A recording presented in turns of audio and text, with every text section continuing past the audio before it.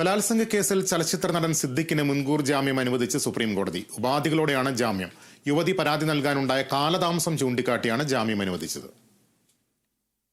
Thiruvananthapuram Muscat hotel മുറിയിൽ വെച്ച് ബലാത്സംഗം ചെയ്തെന്ന കേസിൽ നടൻ സിദ്ദിഖിന് സുപ്രീം കോടതിയുടെ രണ്ടംഗ ബെഞ്ചാണ് മുൻകൂർ ജാമ്യം അനുവദിച്ചത്. യുവതി പരാതി നൽകാനുണ്ടായ കാലതാമസം പരിഗണിച്ചാണ് ജാമ്യം. കേസ് അന്വേഷണവുമായി സിദ്ദിഖ് സഹകരിക്കണം, പാസ്പോർട്ട് കോടതിയിൽ സറണ്ടർ ചെയ്യണം തുടങ്ങിയ ഉപാധികളോടെയാണ് ജാമ്യം അനുവദിച്ചത്. കേസിൽ സിദ്ദിഖിനെ അറസ്റ്റ് ചെയ്താൽ ജാമ്യത്തിൽ വിടണമെന്ന് പോലീസിനും നിർദ്ദേശമുണ്ട്. പരാതി നൽകാനുണ്ടായ കാലതാമസം കോടതിയിൽ ചൂണ്ടിക്കാട്ടിയ സിദ്ദിഖ് സൽപ്പേര് നശിപ്പിക്കുക എന്ന ലക്ഷ്യമാണ് പരാതിക്ക് പിന്നിലെന്നും കൂട്ടിച്ചേർത്തു. എന്നാൽ അന്വേഷണത്തോട് സഹകരിക്കുന്നില്ലെന്നും ഡിജിറ്റൽ രേഖകൾ ഹാജരാക്കിയിട്ടില്ലെന്നും പ്രോസിക്യൂഷൻ കോടതിയിൽ വാദിച്ചു.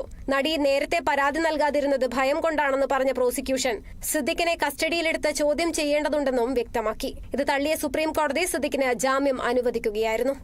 News desk, Kerala vision news. വനിതാ നിർമ്മാതാവിന്റെ ലൈംഗിക അധിക്ഷേപ പരാതിയിൽ നിർമ്മാതാവ് ലിസ്റ്റിൻ സ്റ്റീഫന്റെ മൊഴിയെടുപ്പ് പൂർത്തിയായി. അന്വേഷണ സംഘം കൊച്ചിയിലെ SIT ഓഫീസിലാണ് മൊഴിയെടുത്തത്. മൊഴിയെടുപ്പ് നടപടിക്രമങ്ങളുടെ ഭാഗമാണെന്നും പരാതിയിൽ അടിസ്ഥാനമില്ലെന്നും ലിസ്റ്റിൻ പ്രതികരിച്ചു.